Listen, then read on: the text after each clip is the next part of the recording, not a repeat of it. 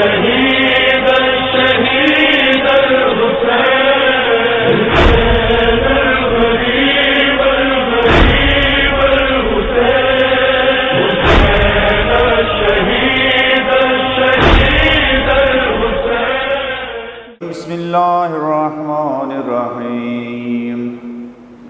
الحمد لله رب العالمين بارئ الخلائق الأجمعين والصلاة والسلام والتحية والإكرام على سيدنا وحبيبنا أبي القاسم محمد.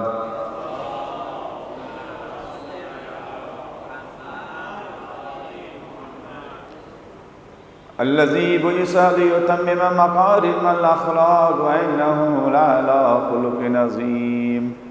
وعلى أهل بيته الطيبين الطاهرين المعصومين الذين أذهب الله عنهم الرجس وطهرهم تطهيرا.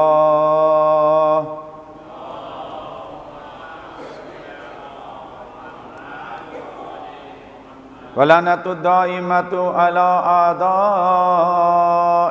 أجمعين من الآن إلى قيام يوم الدين.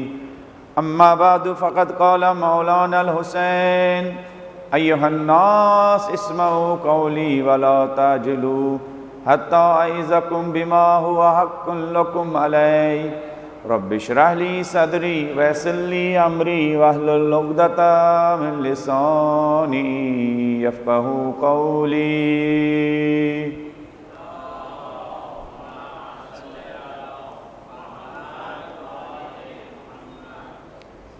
خداوند منان ہمارے ان تمام بزرگوں کو کروٹ کروٹ جنت نصیب فرمائے جنہوں نے ہمیں حسینیت سے آشنا کیا، ہماری تربیت کے لیے، ہماری تعلیم کے لیے، ہماری سعادت کے لیے ان حسینی مجالس کا اہتمام کیا، ان کی بنیاد ڈالی. یہ مجالس ہمارے مرحومین اور بزرگوں کی وہ سنت حسنہ ہے کہ جس پر ہم خالق کا جتنا شکرانہ کرے کم ہے.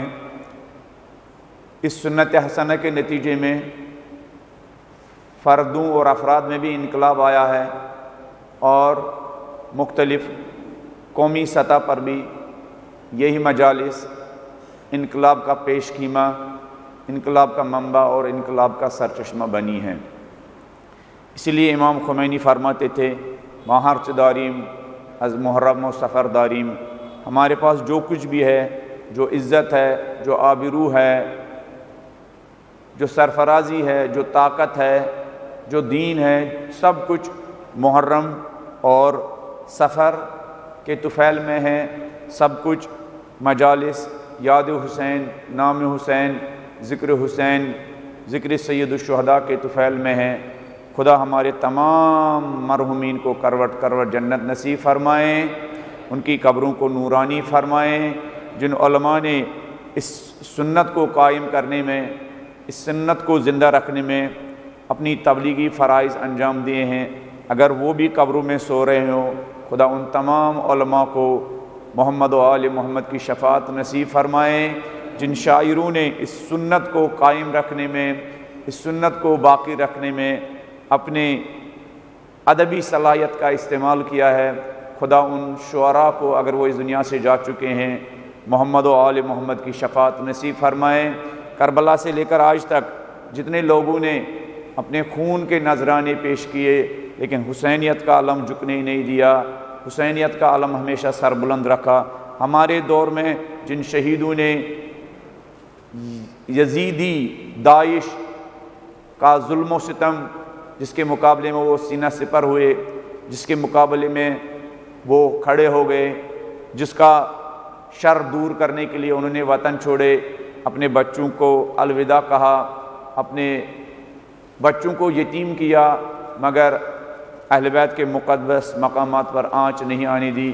خدا ان شہداء کو شہدائے کربلا کے ساتھ معشور فرمائیں. ہمیں ان تمام شہداء کی شفاعت نصیب فرمائیں. تمام مرحومین کی مغفرت کے لیے شہداء، خصوصاً شہدائے مدافعین حرم، شہید سلیمانی، انجینئر ابو مہدی اور دیگر شہداء مدافعین حرم، شہداء نائجیریا کی بلندی درجات کے لیے، بانیان مجالس کے مرحومین کی بلندی درجات کے لیے بلند آواز میں ایک صلوات پڑھ دیجیے۔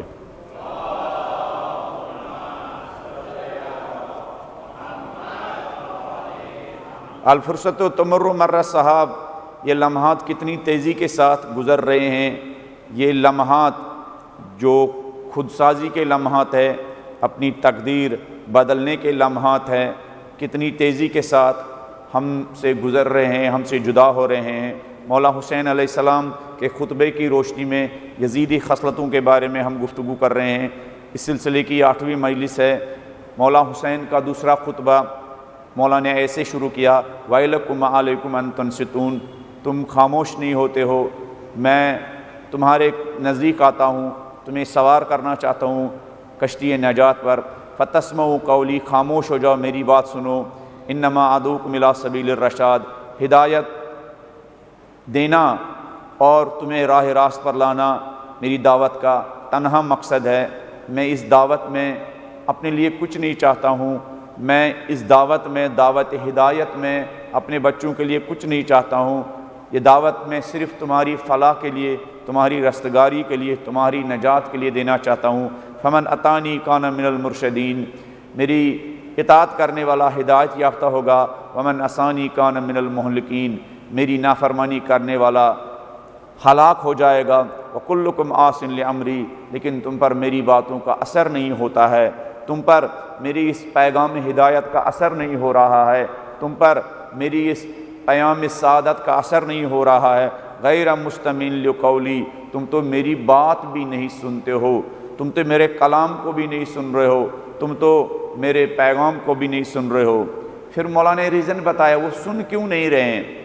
فرمایا لقد ان خزلت عطیاتکم من الحرام، چونکہ حرام کھا کھا کر، حرام کے ہدیے لے لے کر، حرام کے ہدایا لے لے کر تم رسوا ہو چکے ہو۔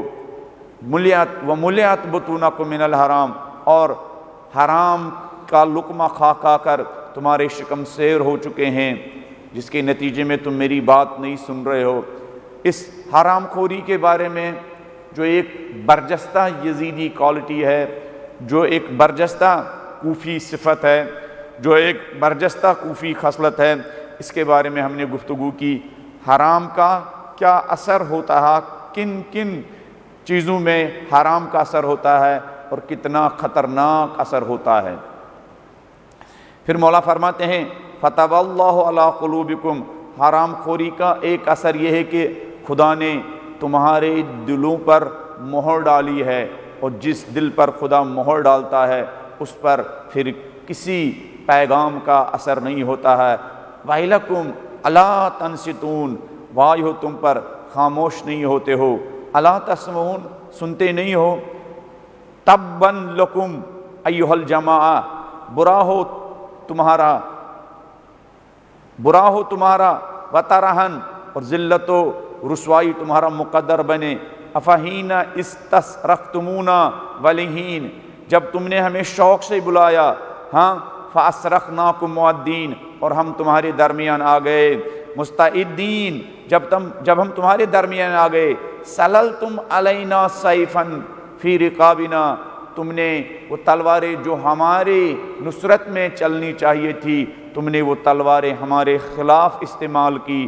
وحششتم علینا نار الفتن التی جناها عدوکم وعدونا، جو تمہارا اور ہمارا اصلی دشمن ہے، انہوں نے جو آتش فتنے کی جو آگ انہوں نے جلائی، تم کوفی، تم لشکر عمر سعد، اس آگ کا رخ ہماری طرف موڑ رہے ہو۔ ہم فَأَصْبَحْتُمُ الْإِبْ عَلَىٰ أَوْلِيَائِكُمْ، اور نتیجتاً تم اپنے رہبر کے خلاف ہو گئے ہو۔ وَيَدًا عَلَيْهِمْ لِأَعْدَائِكُمْ، اور تم اپنے جو امام کا جو دشمن ہے اس کے دست و بازو بن گئے ہو، اس کے ہاتھ بن گئے ہو، اس کے حامی بن گئے ہو، اس کے سپورٹر بن گئے ہو۔ بغیر عدل افشو علیکم افشوہ فیکم، بغیر اس کے کہ تمہارے دشمنوں نے عدل و انصاف کو بول بالا کیا ہو، تمہارے درمیان عدل و انصاف قائم کیا ہو۔ مولا تفصیل کے ساتھ اور بھی کوفیوں کے اور لشکر عمر سعد کے کچھ صفات بیان کر رہے ہیں۔ آج ہم جس موضوع کے سلسلے میں گفتگو کریں گے، اگرچہ کچھ باتیں رہ گئی لیکن جو میں نے باتیں کی میرے خیال میں وہ کافی ہے۔ حرام خوری کے سلسلے میں 5-6 اثر ہم نے بتائے انسان کی زندگی پر، کس طرح انسان کی عبادتوں کو ضائع کرتا ہے، کس طرح انسان سے توفیق سلب کرتا ہے، کس طرح انسان کی زندگی کا سرمایہ، مال کا سرمایہ حرام کاموں پر خرچ ہوتا ہے، اور کس طرح حرام کی کمائی سے انسان اس کی زندگی بھی تباہ ہو جاتی ہے اور اس کی آخرت بھی تباہ ہو جاتی ہے، اس کی نسلیں بھی تباہ ہو جاتی ہے اور اس کی اولاد بھی تباہ ہو جاتی ہے۔ امام صادق علیہ السلام کی حدیث مبارک، بلند آواز میں امام کی شان میں ایک صلوات پڑھ دیجیے۔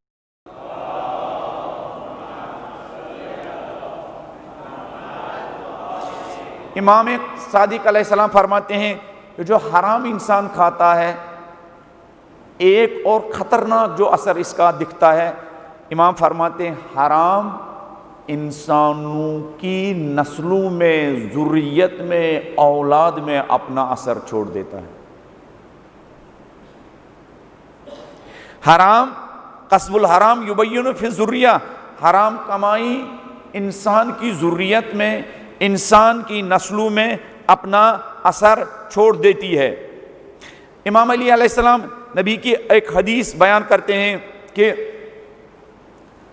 خداوند منان اس انسان پر جنت حرام قرار دیتا ہے جو بہت زیادہ گالیاں دیتا ہے۔ دیکھا ہوگا معاشرے میں بہت سارے لوگ جن کی زبان پر دعاؤں کے بجائے گالیاں ہوتی ہے۔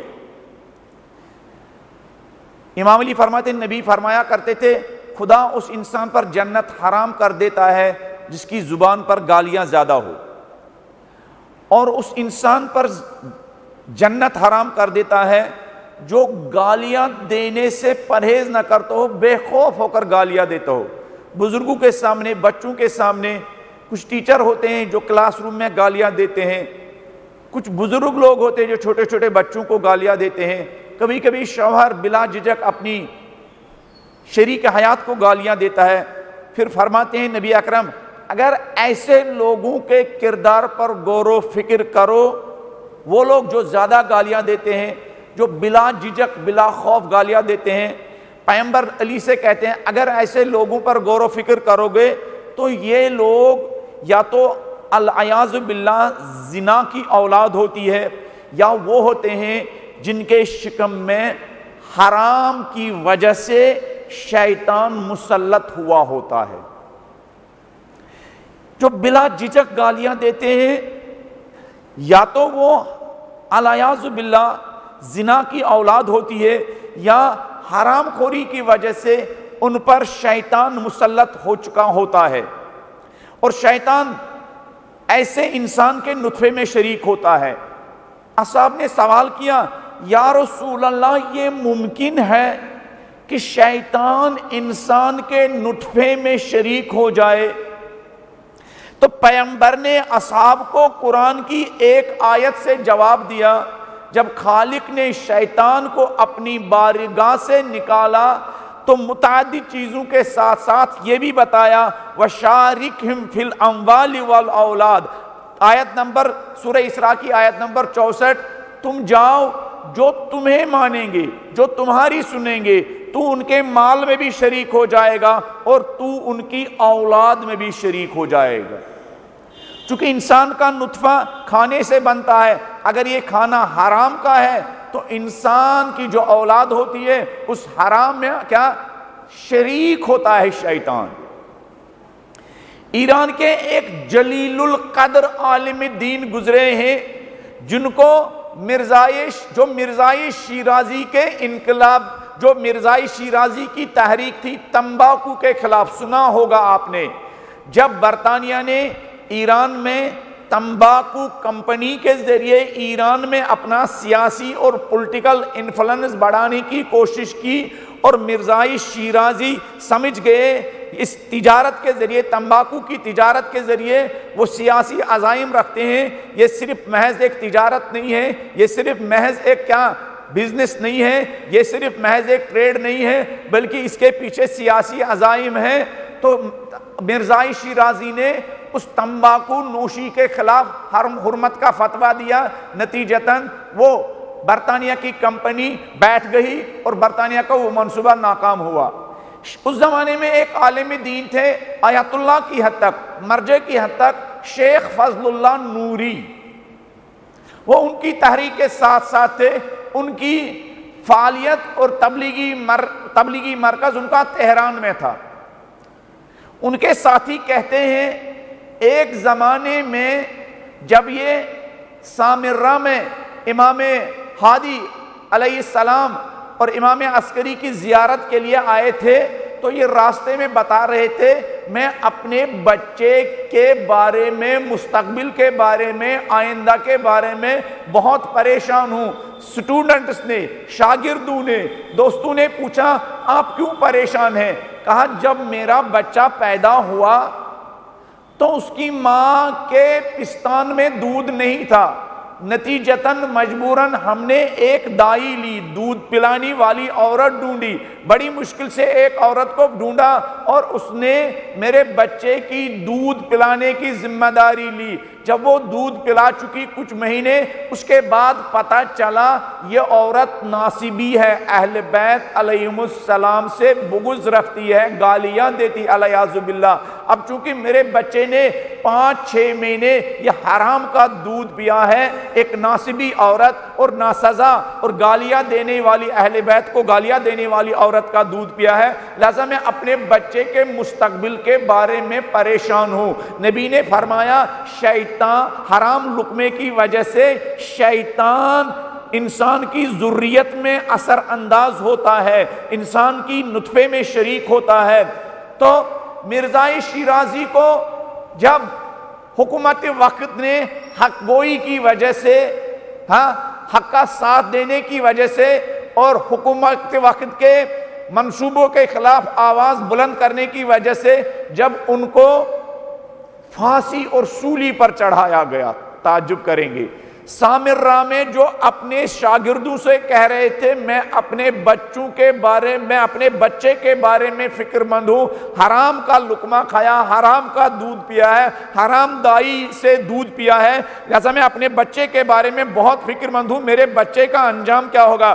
جس دن مرزائی شیرازی کو سولی پر چڑھایا گیا، پھانسی پر چڑھایا گیا، نیچے لوگ تالیاں بجا رہے تھے، جشن منا رہے تھے، سنگ دل لوگ جن پر خدا نے مہر ڈالی تھی کہ ایک آیت اللہ، ایک عالم دین، جلیل القدر عالم دین۔ بعض لوگ کہتے ہیں، لکھا ہے تاریخ نے، جب آیت اللہ شیخ فضل اللہ نوری کو پھانسی دی جا رہی تھی، تیزی سے ایک بزرگ دانشمند انسان، ریش سفید انسان آیت اللہ فضل اللہ نوری کے پاس آیا، کہا قبلہ آپ کاغذ پر دستخط کیجئے، جان بچ جائے گی۔ آیت اللہ فضل اللہ نوری نے کہا نہیں، میں نے رات میں نبی مرسل حضرت محمد مصطفیٰ کو دیکھا، انہوں نے مجھ سے کہا شیخ فضل اللہ تو کل میرا مہمان بنے گا۔ اس پائے کا عالم دین جن کو نبی شہادت کی بشارت دے رہے ہیں، لوگ کچھ سنگ دل لوگ تالیاں بجا رہے تھے، جشن منا رہے تھے، اور ان تالیاں بجانے والوں میں، ان سیٹیاں بجانے والوں میں اور اس جشن کرنے والوں میں ان کا وہ بیٹا بھی شامل تھا جس بیٹے نے حرام دودھ پیا تھا۔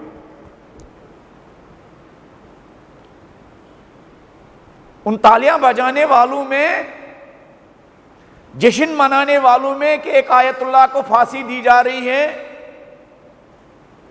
رقص کرنے والوں میں ان کا بیٹا بھی شامل تھا۔ نیچے اوپر باپ کو پھانسی دی جا رہی تھی، کون باپ؟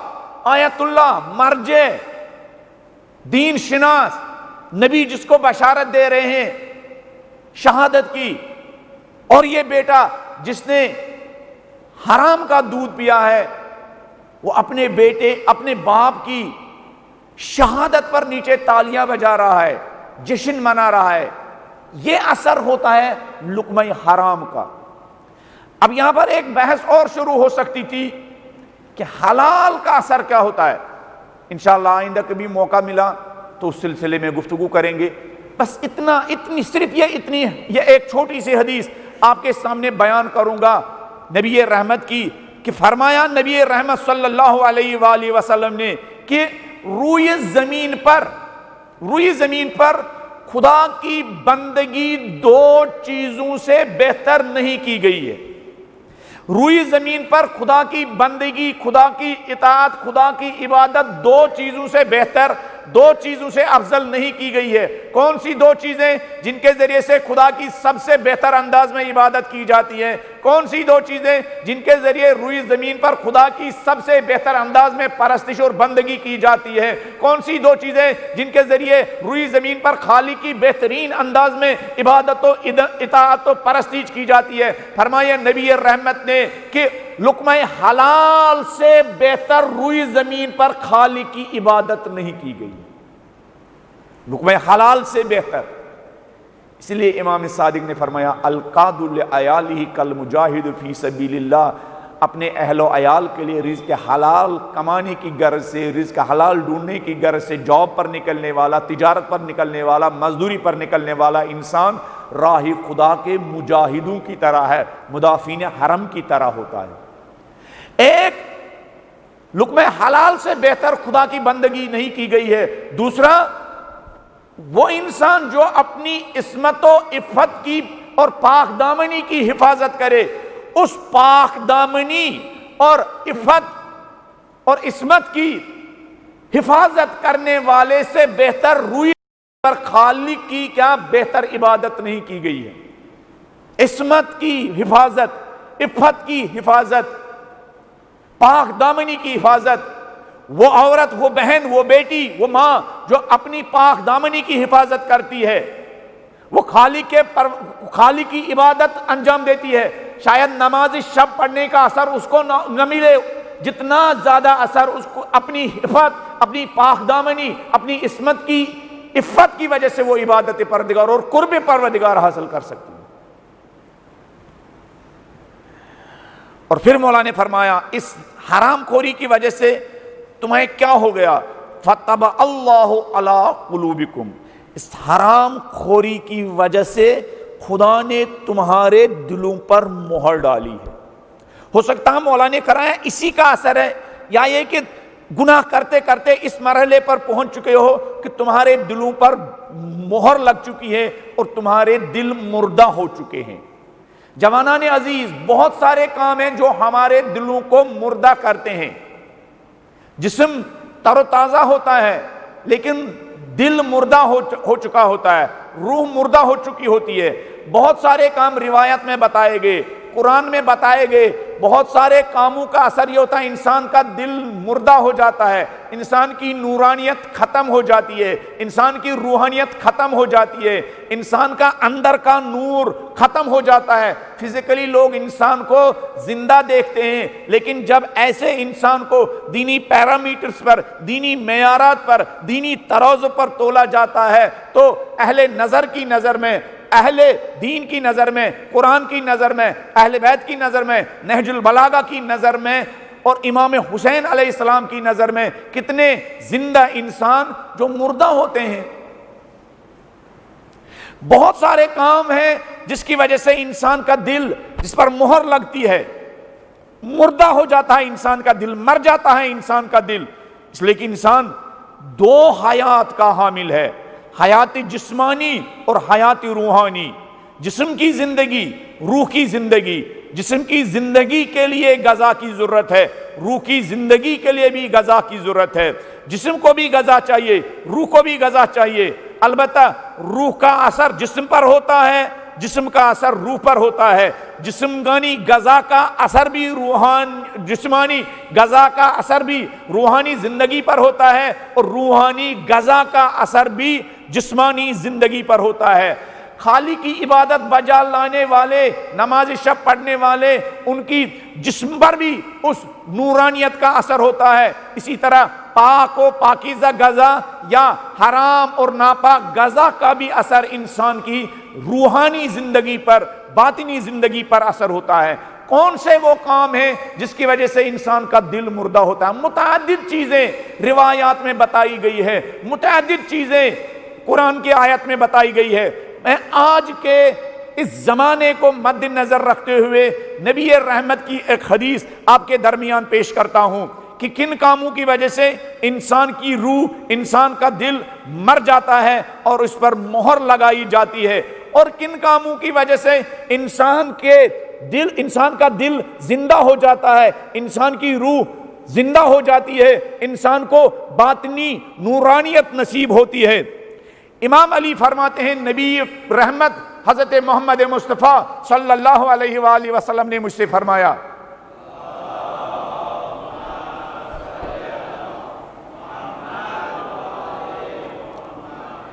یا علی خمسۃ تمیت القلب، علی 5 چیزوں کا اثر یہ ہوتا ہے کہ انسان کا دل مر جاتا ہے۔ یا علی 5 کام وہ ہیں جن کو انجام دینے والا دل کی زندگی سے، دل کی نورانیت سے محروم ہو جاتا ہے، فزیکلی زندہ ہوتا ہے، جسموں کا ڈاکٹر اس کو زندگی کی سرٹیفکیٹ دیتا ہے، ہاں یہ سانس لیتا ہے، کورونا نے اس پر اثر نہیں کیا ہے، اس کی سانس واپس لوٹے گی، وہ لوگ کہتے ہیں ہاں جسمانی ڈاکٹر اس کو زندگی کی گارنٹی دیتا ہے، لیکن اگر اس روحانی مریض کو طبیبی دلوں کے طبیب جو نبی اور امام اور ان کے خط پر چلنے والے عالمان باعمل ہوتے ہیں، اگر ان کے پاس ایسے انسان کو لیا جائے گا تو وہ اس کو دل کی موت اور مردہ ہونے کی سرٹیفکیٹ دیں گے۔ یہ تو مر چکا ہے، ٹھیک ہے کھا رہا ہے، جانور بھی کھا رہے ہیں، بلکہ قرآن کے پیرامیٹرز کے مطابق ہو سکتا ہے کوئی انسان حیوان سے بھی گیا گزرا ہو، بل ہم اضل، حیوانوں سے بھی بدتر ہے۔ تو نبی نے فرمایا یا علی خمسۃ تمیت القلب، علی 5 چیزیں دل کو مارتی ہے، مردہ کر دیتی ہے۔ کون؟ وہی 5 چیزیں جن کو آج کا میڈیا، جن کو آج کا سینما، جن کو آج کا انٹرنیٹ کا زمانہ ہمارے سامنے اتنا بڑھا چڑھا کے پیش کر رہا ہے کہ سب لوگ اس کے گرفتار ہو چکے ہیں۔ فرمایا یا علی خمسۃ تمیت القلب، علی سنو 5 چیزیں دلوں کو مردہ کرتی ہے۔ مولا حسین نے فرمایا فَطَبَعَ اللَّهُ عَلَىٰ قُلُوبِكُمْ، خدا نے تمہارے دلوں پر مہر ڈالی ہے۔ کون سے کام جس کی وجہ سے دل کا یہ حال ہو جاتا ہے؟ خمسۃ تمیت القلب، 5 چیزیں دلوں کو مار دیتی ہے، مردہ بنا دیتی ہے۔ کثرت العقل، زیادہ کھانے سے دل کو موت واقع ہوتی ہے۔ وہ نہیں ہے دل، یعنی وہ نہیں جو ہمارے بدن میں بلڈ سرکولیٹ کرتا، وہ نہیں، دل یعنی ہدایت کا مرکز، دل یعنی روح، دل یعنی جو بات کو قبول کرتا ہے، دل یعنی جس سے سارے پارٹس آف باڈی ہدایت لیتے ہیں، آرڈر لیتے ہیں۔ فرمایا کثرت العقل، زیادہ کھانے کی وجہ سے انسان کا دل مر جاتا ہے۔ زیادہ کھانا، کتنا ایڈورٹائز کیا جاتا ہے اس کھانے کی جس کھانے میں سور کی، تیل کی، چربی کی ملاوٹ ہوتی ہے، اور کتنے شوق سے ہمارے بچے وہ حرام غذا کھاتے ہیں، اور کتنی کثرت کے ساتھ ہمارے بچے وہ کھاتے ہیں، جبکہ یہ فیکٹ ہے ان میں۔ اگر آپ ان پر جو بار کوڈ لکھا ہوتا ہے، اگر اکثر ایسی پروڈکٹ کا بار کوڈ آپ انٹرنیٹ پر چیک کریں گے، وہاں باقاعدہ ڈیٹیل میں لکھا ہوتا ہے اس کو بنانے میں کون کون چیزوں کیا کیا اجزاء استعمال کی گئی ہے، سور کی چربی کتنی استعمال کی گئی ہے، سور کا تیل کتنا استعمال کیا گیا ہے، نجس چیزوں کی اس میں کتنی ملاوٹ ہے، اور پھر ہم بڑے شوق سے انہی چیزوں کو جن کی وجہ سے انسان کا دل مر جاتا ہے، حسینی مجلسوں میں جو زندہ کرنے والی ایک درسگاہ اور تربیت گاہ ہے، ان مجلسوں میں ایسا تبرک بانٹتے ہیں۔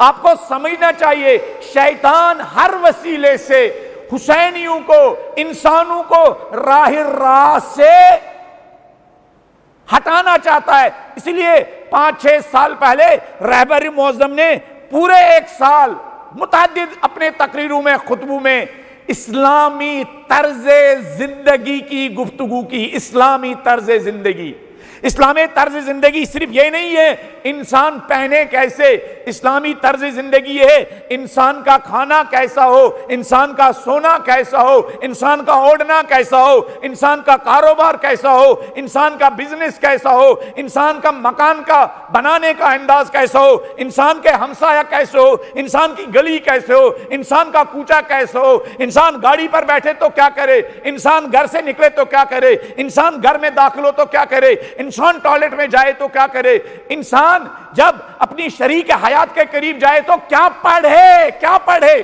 وہ عورت کیا پڑھے، وہ مرد کیا پڑھے کہ پاک و پاکیزہ نسل کیا ان کو نصیب ہو جائے۔ اسلامی طرز زندگی یعنی یہ۔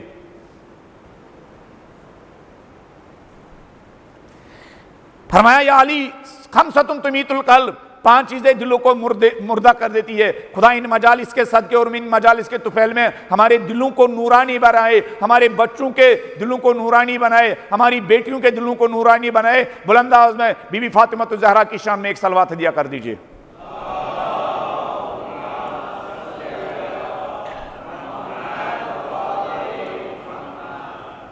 اسلامی طرز زندگی، میں اکثر جہاں بھی جاتا ہوں، جن کے ساتھ بھی بیٹھتا ہوں، ان کے درمیان یہ بات کرتا ہوں، کوشش کرے گھروں کی بنی ہوئی پروڈکٹ بچوں کو کھلائے۔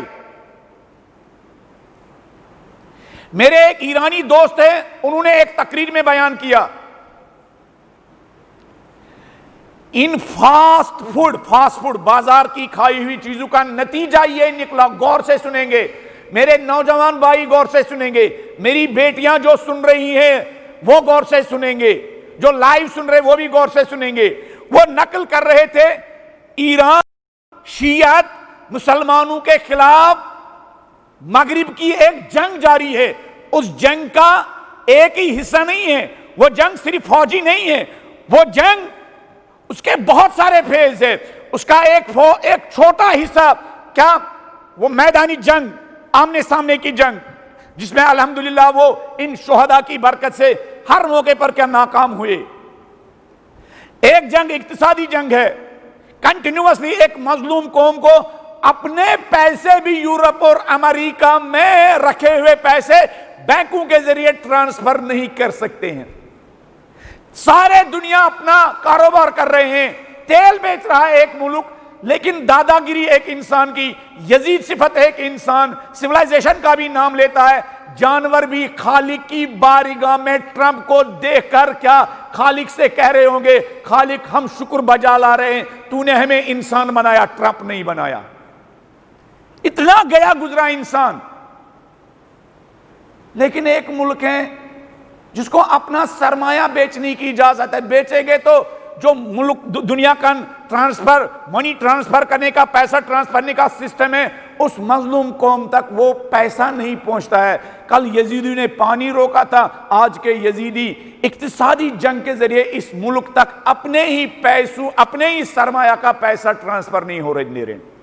اور پھر کچھ سادہ لوگ ہم سے کہتے ہیں آپ مجلسوں میں امریکہ اور اسرائیل کے خلاف نعرہ کیوں بلند کرتے ہیں؟ یہ تو اس کا حسینیت سے کیا ہے بھائی؟ کل کے یزید کو ہم کیوں لعنت بھیجتے ہیں؟ اس لیے کہ کل کے یزید نے معصوموں کو پانی سے محروم کیا، آج کا یزید بھی کتنے لاکھوں نوجوانوں بچوں کی بھوک و پیاس کا سبب ہے۔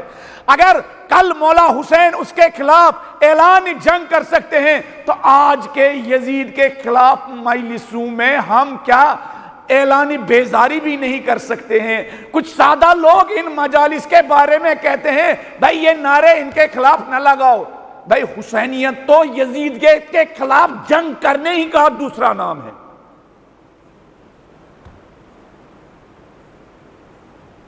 مولا حسین علیہ السلام کے خطبے میں جا بے جا یزید کے ساتھ للکار کا نام ہے، یزید کے ساتھ جنگ کرنے کا نام ہے، یزید کے ساتھ مبارزہ کرنے کا نام ہے، یزید کے سامنے سرنڈر نہ ہونے کا نام ہے، یزید کی بات نہ ماننے کا نام ہے۔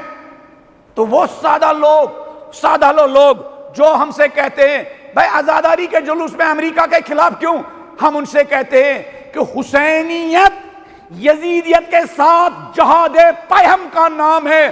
حسینیت کل کے یزید کے خلاف بھی علم بغاوت اور علم جہاد کا نام ہے، آج کے یزید کے ساتھ بھی علم بغاوت اور علم جہاد کا نام ہے، قیامت تک آنے والے ہر یزید کے ساتھ حسینیت جہاد اور مبارزہ کا دوسرا نام ہے۔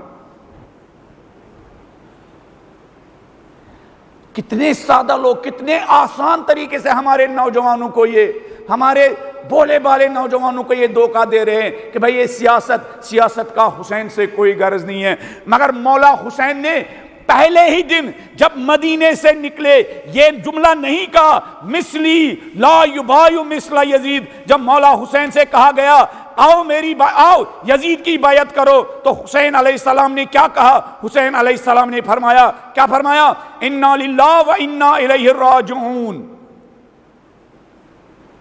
خدایا یہ کتنا بڑا غم ہے اسلام کے لیے، خدایا یہ کتنی بڑی غم کی خبر ہے، یزید اپنے کو اسلام کا حاکم کہہ رہا ہے۔ وعلی الاسلام السلام اذ قد بلی برائی مثل یزید۔ پھر اسلام کا خدائی حافظ ہو جب یزید جیسا، یہ میرے الفاظ نہیں ہیں، مثل یزید، لائک یزید جیسا، یعنی یہ کرداروں کی جنگ ہے۔ مثلی لا یبایع، صرف میں نہیں یزید کے خلاف ایک شمشیر برا ہوں، بلکہ ہر وہ انسان جس کے دل میں حسینی خصلت ہو، حسینی جذبہ ہو، وہ ہر زمانے کے یزید کے ساتھ شمشیر برا ہے۔ اور آج کی یزیدیت کا عنوان ہے امریکہ، آج کی یزیدیت کا عنوان ہے اسرائیل، اور اس یزیدیت کے خلاف حسین کی اولادوں نے جنگ شروع کر رکھی ہے، اس یزید کے خلاف ایک پیہم جنگ کر رکھی ہے۔ زہرا کی اولادوں نے، سید علی نے، سید علی خامنئی نے، سید علی سیستانی نے، سید حسن نصر اللہ نے، اور ہمیں فخر ہے ہمیں آج کے زمانے کے ساتھ بھی لڑائی تھی، کل کے یزید کے ساتھ بھی لڑائی تھی، ہر زمانے کے یزید کے ساتھ ہماری لڑائی۔ میں دوسرا نقطہ بیان کرنا چاہتا ہوں میرے نوجوان بھائیوں، یہ لڑائی صرف کہاں فوجی میدان میں نہیں ہے، یزیدیت کے ساتھ جو جنگ کا میدان ہے وہ فقط شام نہیں ہے، فقط سیریا نہیں ہے، فقط ایران نہیں ہے، فقط لبنان نہیں ہے، فقط نائجیریا نہیں ہے، فقط یمن نہیں ہے، نہیں، آپ کا موضوع بھی یہ ہے۔ کیوں؟ اس لیے کہ اس جنگ کے ایک چہرہ نہیں ہے، اس جنگ کے ہزاروں چہرے ہیں۔ ایک جنگ تو اس کا یہی اقتصادی ہے، اقتصادی، ایک مظلوم قوم کے خلاف اقتصادی بائیکاٹ۔ ایک جنگ اس کا ثقافتی ہے، بے راہ روی، عریانیت پھیلانا۔ ایک جنگ اس کا تعلیمی ہے، مادیت پر مبنی تعلیمی نظام۔ ایک جنگ کا پہلو اس کا یہ ہے، جہاں ہم مکتب کھولیں گے مکتب کے کنارے ہمارا اسکول بھی نہیں ہونا چاہیے، بلکہ ہمارے مکتب کو اسکول میں، ہمارے اسکول کو مکتب میں بدلنا ہے، ہمارے مکتب کو اسکول میں، ہمارے اسکول کو مکتب میں، ہمارے اسکول میں بچوں کو مکتب کی دینی تعلیم بھی ملے، ہماری دینی درسگاہ میں انسان کو رائج تعلیم بھی ملے۔ یہ جنگ ہے، یہ جنگ ہے۔ اور اسی جنگ کا ایک پہلو یہ ہے، وہ جنگ جو تربیتی جنگ ہے۔ حسینیت کی پوری کوشش ہے کہ پاک و پاکیزہ نسلوں کو پروان چڑھے، یزیدیت کی پوری کوشش ہے کہ ناپاک نسلیں وجود میں آئے۔ اس لیے یزیدیت نے کیا کیا؟ یزیدیت نے اتنا ناپاک کھانا، یہ جو میکڈونلڈس ہی کہتے ہیں نا، ریسٹورنٹ پورے دنیا میں ہر گلی میں ہر کوچے میں بنائے گئے ہیں، آپ کے گجرات میں بھی ہوں گے، ہندوستان میں ہر کونے میں ہیں۔ ان میں کیا کھلایا جاتا ہے؟ سور کا گوشت۔ اور کچھ لوگ وہاں نہیں جاتے ہیں سور کا گوشت کھانے ریسٹورنٹ پر، انہوں نے کہا کوئی بات نہیں، ہم ان کے بچوں کو چپس کے ذریعے سور کا گوشت کھلائیں گے، ہم ان کے بچوں کو فاسٹ فوڈ کے ذریعے سور کا گوشت کھلائیں گے۔ اور جہاں سور آتا تو بے حیائی آتی ہے۔ دین نے کیوں حرام کر دیا ہے؟ جہاں سور آتا دل مردہ ہو جاتا ہے. تو میرے وہ ایرانی دوست کہہ رہے تھے کہ یہ جو جنگ، تربیتی جنگ، اس فاسٹ فوڈ کی وجہ سے ایران میں وہ 70,000 یا 7 لاکھ، مجھے یعنی عدد کے بارے میں مجھے شک ہے، وہ 70,000 انہوں نے بتایا یا 7 لاکھ بتایا، ایران میں اس فاسٹ فوڈ کی وجہ سے، باہر کے کھانوں کی وجہ سے، ہوٹلوں کے کھانوں کی وجہ سے 70,000 یا 7 لاکھ زن و شوہر کپل جن کے اندر بچہ پیدا کرنے کی صلاحیت ختم ہو چکی ہے. یعنی دشمن گولی چلائے بغیر اگر ان 70,000 یا 7 لاکھ کا ایک ایک اولاد ہوتی تو کتنے پیروان علی ہوتے؟ 7 لاکھ. اگر دو اولاد ہوتی کتنے پیروان علی ہوتے؟ 14 لاکھ یا 1,40,000 اگر 70,000 کا عدد ٹھیک ہوگا. تو انہوں نے گولی چلائے بغیر اگر ان کی 2 اولاد ہوتی 1,40,000 شیعوں کو قتل کیا، اور مفت میں نہیں، اس کے عوض انہوں نے ہم سے کیا؟ پیسہ بھی لیا. یہ خطرناک جنگ ہے. اس لیے رہبر نے اس کے بارے میں بھی کتنا پاک و پاکیزہ غذا کے بارے میں، رہبر کے کیا قرآن کہتا ہے کیا؟ پاک و پاکیزہ غذا کھاؤ، پاک و پاکیزہ غذا کھاؤ. اسی لائف سٹائل میں ہے کثرت العقل. اور یہ جو لائف سٹائل ہم سے کہہ رہا ہے کھاتے جاؤ کھاتے جاؤ کھاتے جاؤ، ہضم ہی نہیں ہوتا. کثرت العقل، زیادہ کھانے کی وجہ سے انسان کا دل مردہ ہو جاتا ہے. سالڈ کھاؤ، کم ہی کھاؤ، جسم بھی بنے گا، روح بھی بنے گی. سالڈ کھاؤ، ماں کا بنایا ہوا کھاؤ. وہ ماں جو بسم اللہ کہہ کے پکاتی ہیں، وہ ماں، وہ بہن جو بسم اللہ کہہ کے بناتی ہیں، اگر مائیں نہیں بناتی تو بنائیں. وہ ماں جو نوحہ پڑھ کے کھانا بناتی ہے، وہ ماں جو ذکر اہل بیت کر کے کھانا بناتی ہے، اس کا کچھ اثر ہی ہوتا ہے. ٹائم نہیں، میں آپ کو بتا دیتا، ٹائم نہیں، لہذا آگے بڑھوں گا کیونکہ موضوع ہمارا ادھورا رہے گا. کثرت العقل، نبی نے فرمایا 5 چیزیں ہیں جس کی وجہ سے دل مردہ ہو جاتا ہے. کثرت العقل، زیادہ کھانا، زیادہ کھانا. امام صادق کی حدیث ہے وہ انسان بلندیوں تک نہیں پہنچ سکتا ہے جو زیادہ کھانے میں مصروف ہو، جس کو فقط پیٹ بھرنے کی فکر ہو.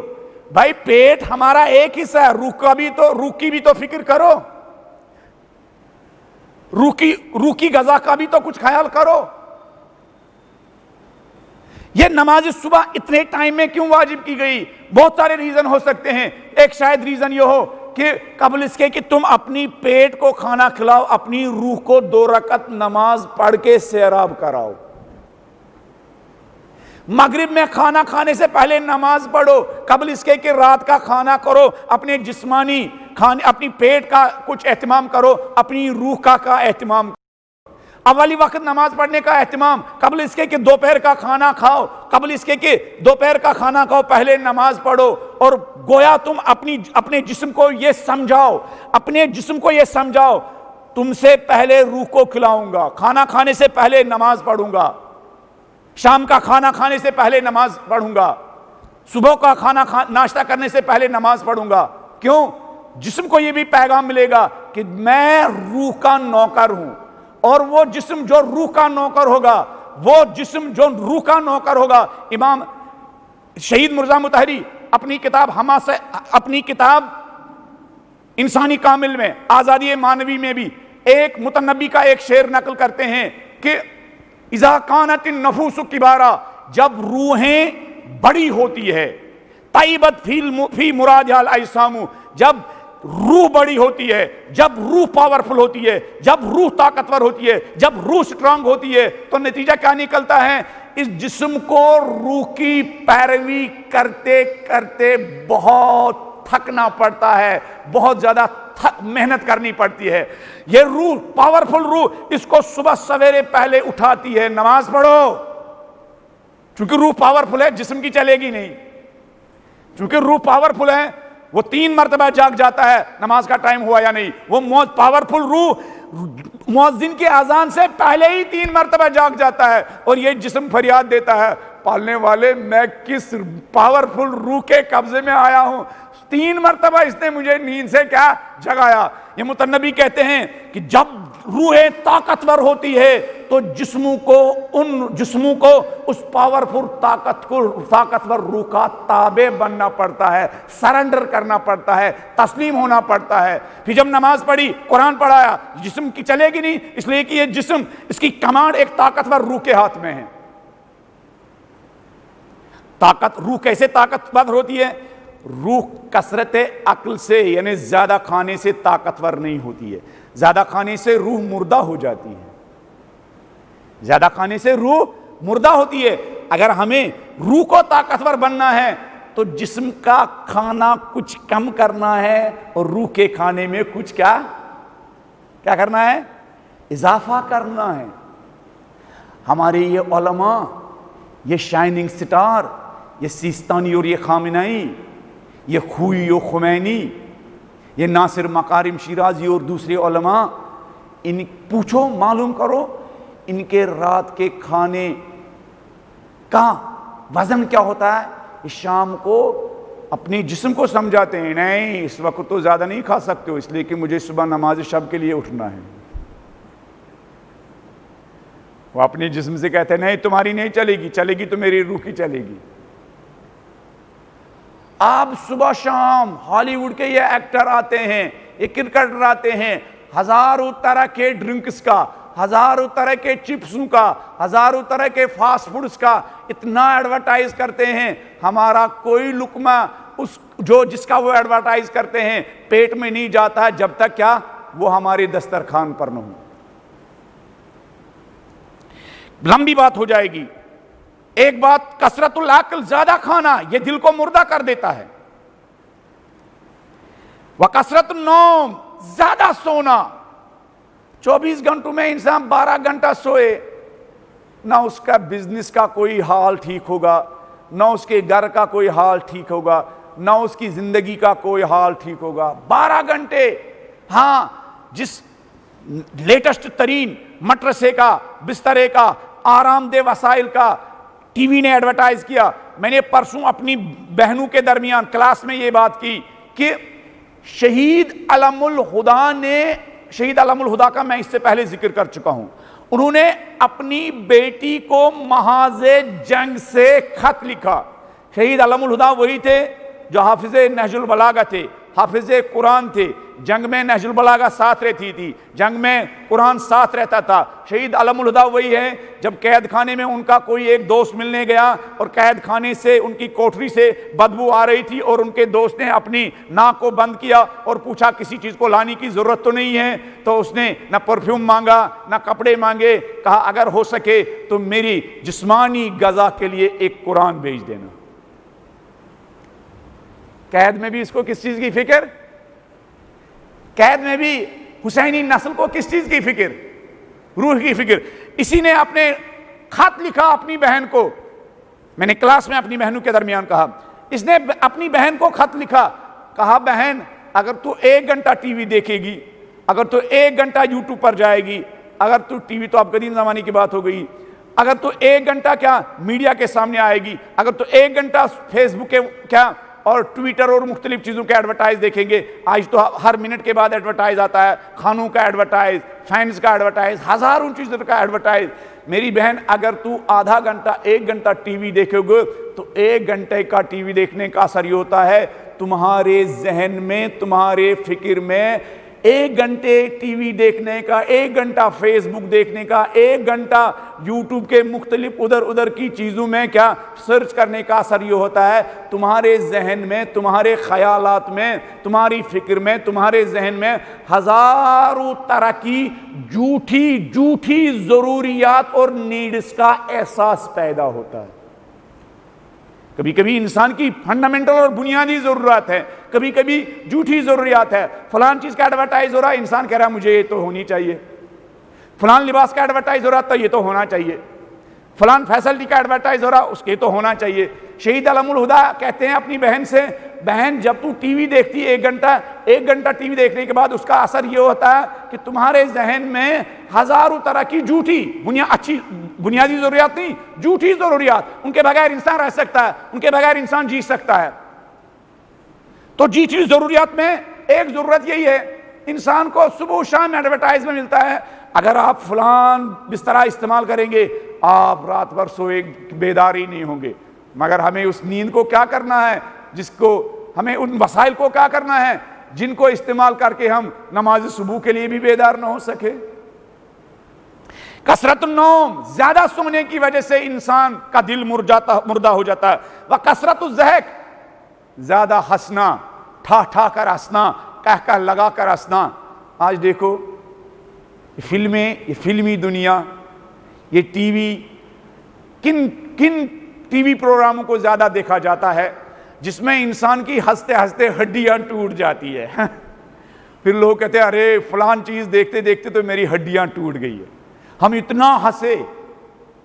کراہت ہے کہہ کہہ لگا کر ہنسنا، کراہت ہے ٹھا لگا کر ہنسنا، کراہت ہے اونچی آواز میں ہنسنا، کراہت ہے اس انداز سے ہنسنا انسان غافل ہو جائے۔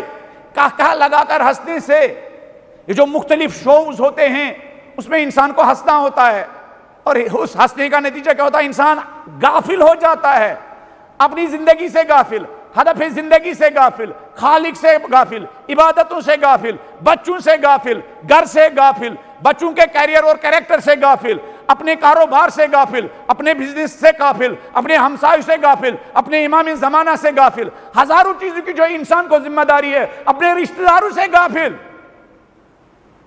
بھائی بہن کے ساتھ صلہ رحم کرنا آپ کی ذمہ داری ہے۔ یہ جو ہنسانے والے شو ہوتے ہیں نا ٹی وی پر، یہ غفلت ایجاد کرنے والے شو ہے، یہ پورا ایک شیطانی نظام ہے الہی نظام کے مقابلے میں۔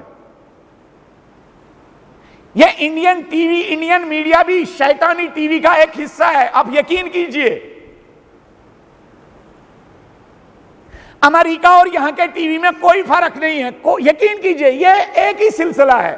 کچھ لوگوں نے اس پر تحقیق بھی کی ہے، انہوں نے ثابت کر دیا ہے کہ میڈیا پر کس قدر اسرائیلیوں کا کیا غلبہ ہے ان کا، شیطان اس پر مسلط ہے، لہذا وہ شیطانی لائف سٹائل کو ہمارے بچوں، ہماری بیٹیوں کے سامنے کیا مختلف چیزوں کے ذریعے اس کا پرچار کرتے ہیں، اس کا ایڈورٹائز کرتے ہیں۔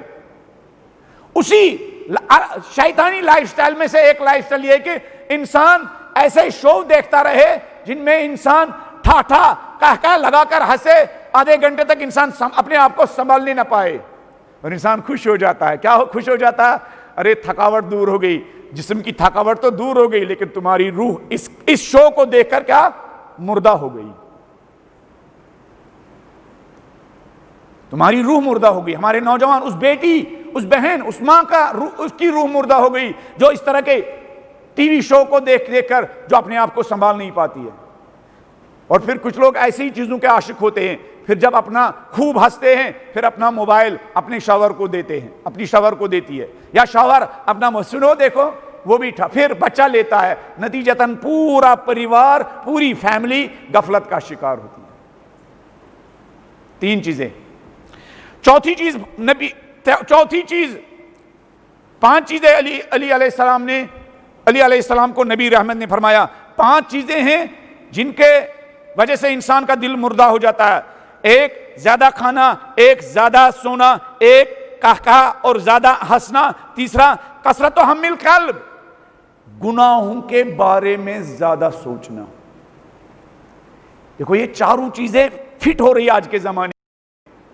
آج انسان جب ایک ٹی وی کا کوئی پروگرام دیکھتا ہے، اب فلمیں دیکھو، ڈرامے چھوڑو، الیاذ باللہ وہ نعوذ باللہ محض شیطانی پروگرام چھوڑو، نہیں اگر انسان کھیل بھی دیکھے، یہی آئی پی ایل بھی دیکھے، ہر اوور کے بعد آپ کے سامنے شیطانی ڈانسر نظر آئے گی،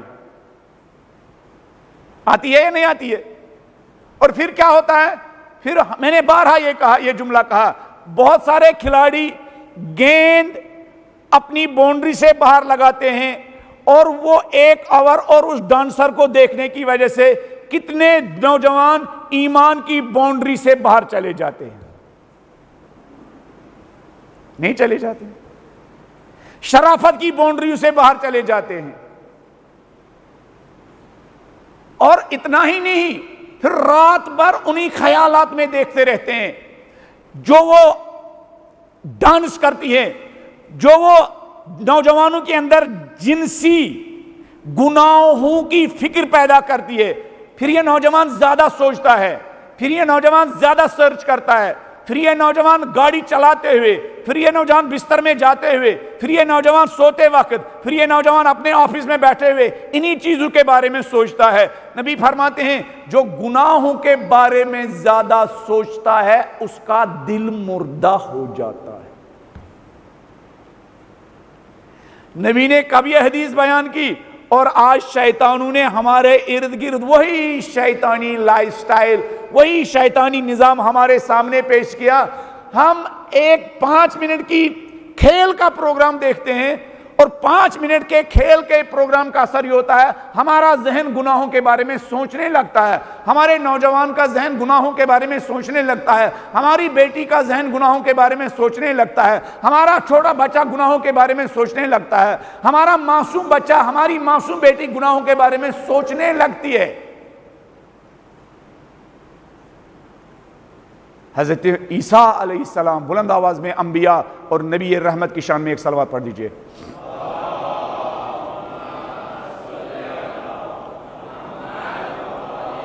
گناہوں کے بارے میں زیادہ سوچنے سے کیسے دل مردہ ہوتا ہے؟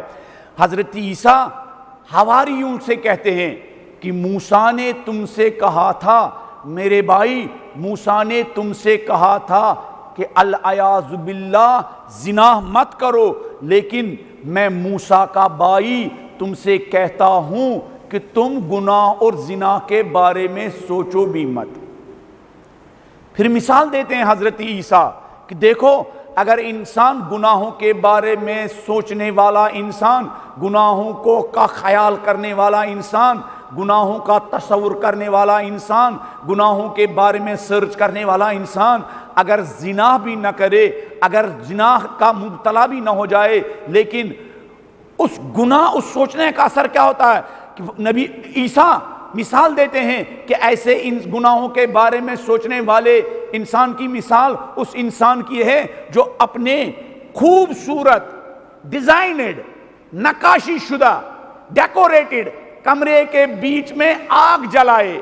اگر اس آگ کی وجہ سے وہ مکان اور وہ کمرہ نہ جلے، لیکن جو اس آگ سے دھواں باہر آتا ہے، اس دھوئیں کی وجہ سے اس پورے کمرے کی وہ ڈیکوریشن، وہ نقاشی، وہ پینٹنگ پوری سیاہ اور تاریک ہو جاتی ہے۔ عیسیٰ علیہ السلام حواریوں سے کہتے ہیں وہ انسان جو گناہوں کے بارے میں زیادہ سوچتا ہے، فکر کرتا ہے، اگر زنا کے بارے میں الیاذ باللہ زیادہ فکر کرتا ہے، اگر وہ زنا میں مبتلا بھی نہ ہو جائے، لیکن یہ الیاذ باللہ زنا اور گناہ کے بارے میں زیادہ سوچنے کا اثر یہ ہو جائے گا جو اس کی دل کی نورانیت ہے وہ ختم ہو جائے گی، جو اس کی روح کی نورانیت ہے وہ ختم ہو جائے گی، وہ سیاہ ہو جائے گی، اور آہستہ آہستہ انسان کا دل مردہ ہو جائے گا۔ پھر ایسے لوگ جو گناہوں کے بارے میں زیادہ سوچتے ہیں، وہ مجلس میں بھی بیٹھتے ہیں نا، ان کو فکر یہ ہوتی ہے مجلس کب ختم ہو۔ جب وہ قرآن کا ایک صفحہ پڑھتے ہیں نا، پھر جلدی بند کر کے کیا کنارے رکھتے ہیں۔ جب دعائے کمیل ہوتا نا، ایک صفحہ پڑھنے کے بعد ان کا دل نہیں لگتا ہے۔ جب کوئی نصیحت کرتا ہوتا نا، اندر سے کیا اس نصیحت کرنے والے کو گالیاں دیتے رہتے ہیں۔ اگر ماں نے کسی چیز کے بارے میں سمجھایا، اندر سے کہتا ہے، اگر کچھ شرافت ہو اندر سے کہتا ہے بولنے لگی یہ ماں، ورنہ اگر اندر کی دنیا اور شرافت ختم ہو چکی ہو تو ماں کو سامنے جا کر کہتا ہے ماں ذرا یہ منہ بند کر دو، واعظ و نصیحت کرنا بند کر دو، مجلس پڑھنا چھوڑ دو۔ یہ کیا ہے؟ یہ انداز کیا ہے؟ اگر بیوی نے سمجھانے کی کوشش کی ہم کم ہی کھائیں گے، لیکن لوگوں کا حق مت کھاؤ، مزدوروں کا حق مت کھاؤ، کسی کا حق مت کھاؤ، تو وہ کہتے رہے اب تو بھی مولوینی بن گئی ہے، تو بھی تبلیغ کرنے والی بن گئی ہے، اپنا منہ بند کر۔ ہاں یہ کیا ہے؟ یہ انسان کا دل مردہ ہو چکا ہے گناہوں کی وجہ سے، دل مردہ ہو چکا ہے۔ اور پانچویں چیز جس کے بارے میں اسی لیے حضرت عیسیٰ علیہ السلام ہاں اپنے حواریوں سے کہتے تھے، پانچویں چیز نقل کرنے سے پہلے اگرچہ پانچویں چیز کے بارے میں ہم گفتگو کر چکے ہیں، اجتمع الحواریون الی عیسیٰ فقالوا یا معلم الخیر ارشدنا،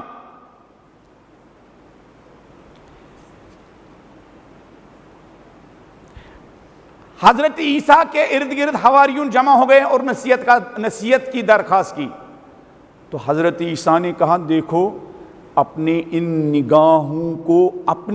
نگاہوں کو نامحرم عورتوں سے بچاؤ، حتیٰ اگر ممکن ہو سکے نامحرم عورتوں کے لباس پر بھی نظر مت دوڑاؤ. امام علی کی بھی ایک حدیث ایسی ہے، نامحرم عورت کے لباس پر بھی نگاہ نہ دوڑاؤ. یہ الہی نظام ہے. اب دیکھو شیطانی نظام کیا ہے، جس نے اب میڈیا پر ایک عورت کو مکمل طور سے برہنہ کیا ہوا ہے. جو خبریں سنانے والی ہے وہ بھی عریان ہے، جو اینالیسس کرنے والی ہے وہ بھی عریان ہے، جو کمنٹری بیان کرنے والی ہے وہ بھی عریان ہے. عریانیت کیا، اب رہا ہی کیا ان کے بدن پر. ایک الہی نظام دیکھو، علوی نظام دیکھو. علوی نظام یہ ہے نامحرم عورت کے لباس پر بھی اپنی ان نگاہوں کو نہ دوڑاؤ، اس لیے کہ نگاہ کرو گے تو دل کیا مچل جائے گا. دل مچل جائے گا تو گناہوں کے بارے میں سوچنے لگو گے، گناہوں کے بارے میں زیادہ سوچو گے تو دل تاریک ہو جائے گا، دل مردہ ہو جائے گا. اب اس الہی نظام کے مقابلے میں شیطانی نظام میں کیا ہے؟ شیطانی نظام کے ٹی وی پر، شیطانی نظام کے میڈیا پر وہی عورت آ سکتی ہے جس کو اپنی عریانیت کا، اپنی برہنگی کا زیادہ اظہار کرنا آتا ہو. اور زمانہ تو اتنا خراب ہو گیا ہے کہ دنیا میں سب سے بڑا انعام برہنگی کا، عریانیت کا پرفارمنس کرنے والی عورتوں کو دیا جاتا ہے، جس کو پھر مس انڈیا کہتے ہیں، مس ورلڈ کہتے ہیں. اور دنیا کی قوموں کی سویلائزیشن کو دیکھو، تہذیب کو دیکھو کہ وہ اپنی عورتوں کو ان انٹرنیشنل کمپٹیشن میں بھیج دیتے ہیں اور وہاں سے ان کو برہنگی کا ٹائٹل مل جاتا ہے. پھر قوم کے حکمران ایسے ہی برہنگی پر، ایسے ہی عریانیت پر ان کو اپریشیٹ کرتے ہیں. پھر حال وہی ہوتا ہے جو یو پی میں ہوا، ساتھرا میں. ساتھرا نام تھا، ہاں جی، ہاں بلند آواز میں کہیے نا. ہاتھرس میں ہوا. ساتھرا کشمیر میں ایک جگہ ہے. یہی ہوتا ہے. اس پر ان مسائل پر انالیسس کرنے کی ضرورت ہے. الہی نظام اور شیطانی نظام، یزیدی نظام اور الہی حسینی نظام، عمر سعد کا نظام، مولا حسین کا نظام، شمر کا نظام، حضرت عباس کا نظام. آج شمر کے اور یزید کے نظام کا نمائندہ امریکہ اور اسرائیل ہے، ٹرمپ اور نیتن یاہو ہے، اور حسینی اور زینبی نظام کے نمائندے سعید علی خامنئی اور سعید علی سیستانی ہیں. پوری مکمل ایک جنگ ہے.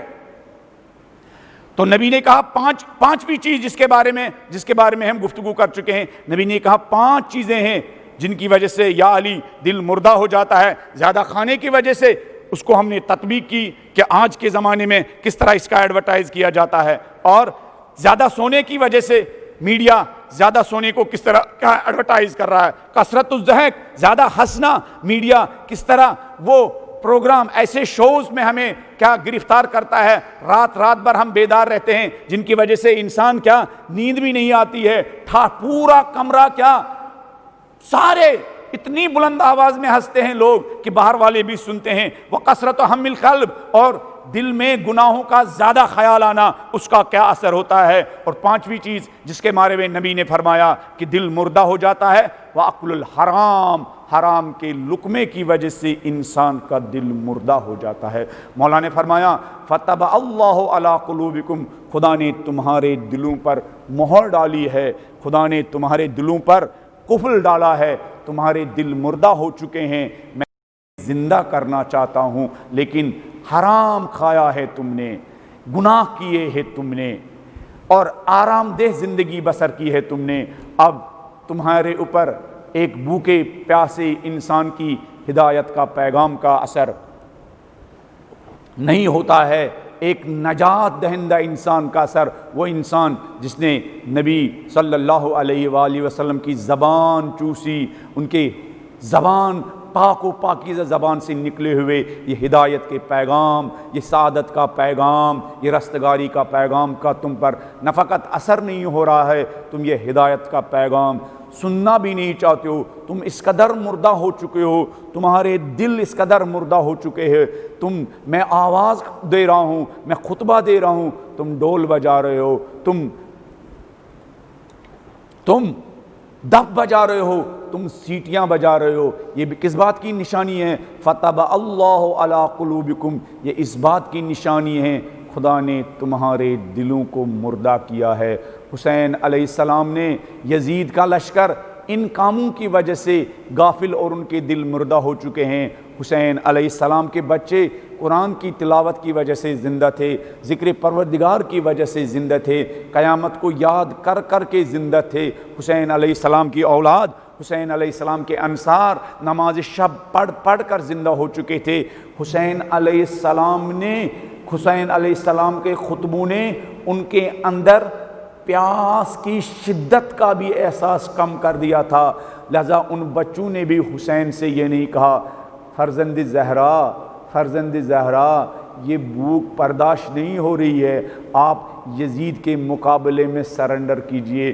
تاریخ میں آپ کو نہیں ملے گا حسین کے کسی بچے نے یہ کہا ہو بابا اب ہم سے یہ پیاس برداشت نہیں ہو رہی ہے، اب یزید کے سامنے سرنڈر کیوں نہیں ہو رہے ہیں؟ نہیں، حسین اپنے بچوں کو، حسین اپنے خاندان کو، حسین اپنے ساتھیوں کو شب عاشوراء قرآن کے ذریعے ان کی روحوں کو سیراب کر چکے تھے، ان کے دلوں کو سیراب کر چکے تھے۔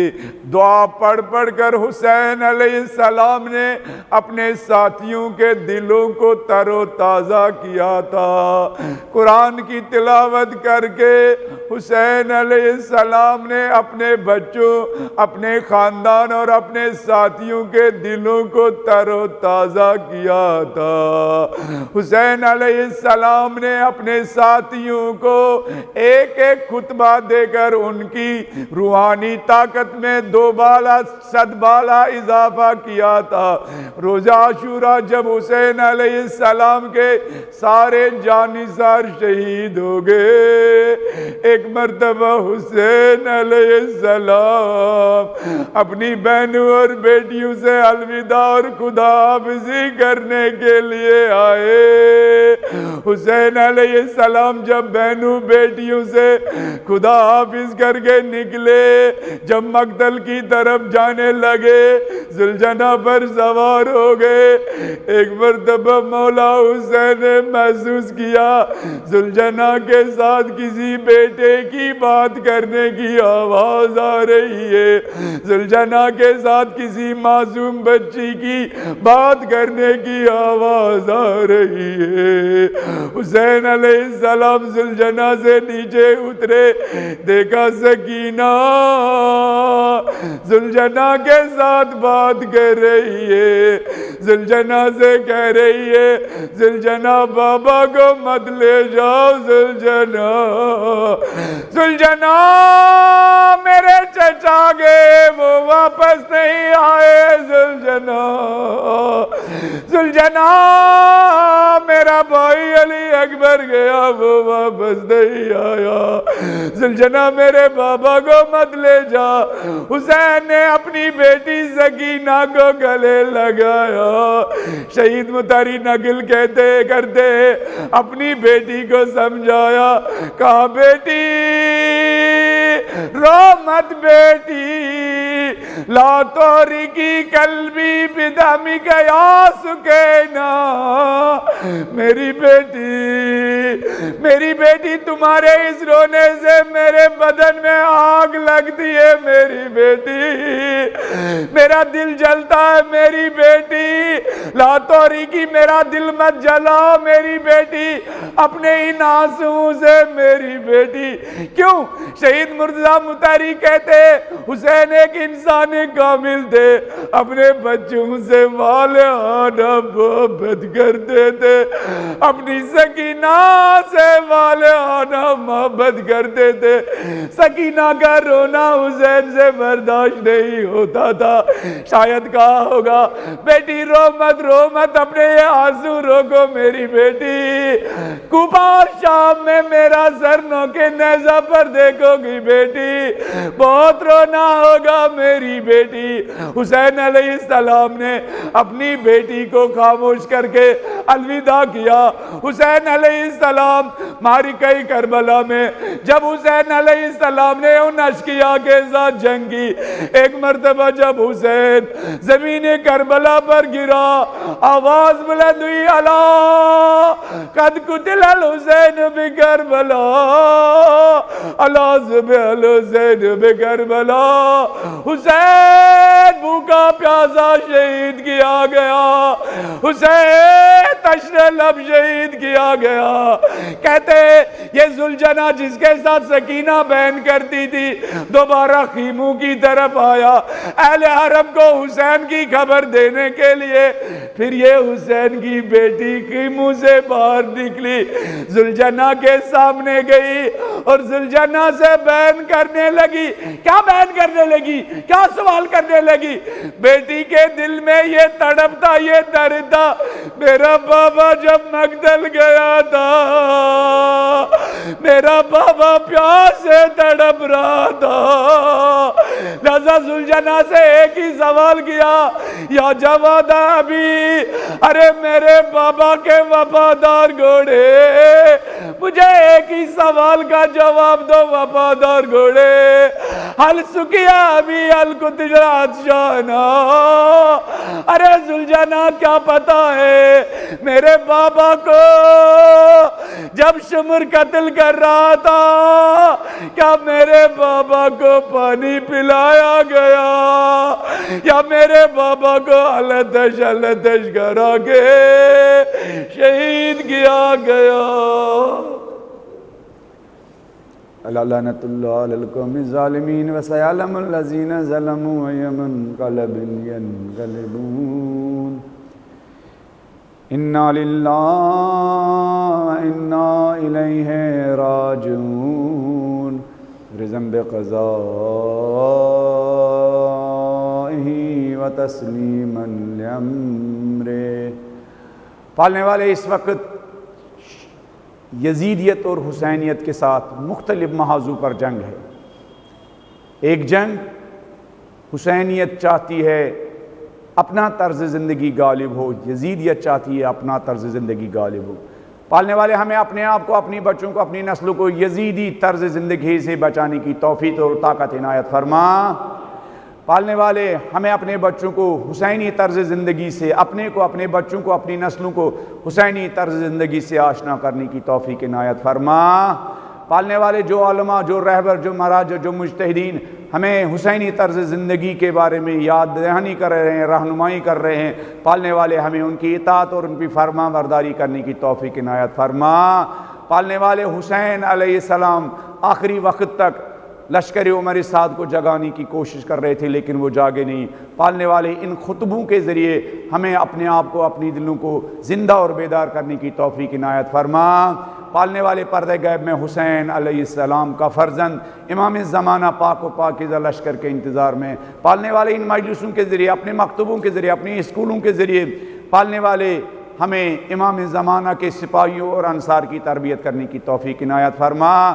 پالنے والے جہاں جہاں انصار حسینی یزیدیوں کے ساتھ برسر پیکار ہے، جنگ میں مصروف ہے، پالنے والے ان کو فتح و نصرت عطا فرما۔ پالنے والے جو ہمارے مراجع ہے، رہبریت ہے، پالنے والے ان کا سایہ ہمارے سروں پر دراز فرما۔ پالنے والے جن شہیدوں نے کربلا کے شہیدوں کے نقش قدم پر چل کر ان یزیدیوں کے ساتھ اور آج کے کوفیوں کے ساتھ، لشکر عمر سعد کے ساتھ، داعش کے ساتھ جنگ کی، شہید سلیمانی، شہید انجینئر ابو مہدی اور دیگر مدافعین حرم، پالنے والے ان کے درجات کو بلند فرما۔ پالنے والے ہمیں، ہمارے بچوں کو، ہمارے ماں باپ کو اور تمام مومنین و مومنات کو ان کی شفاعت نصیب فرما۔ ماتم حسین۔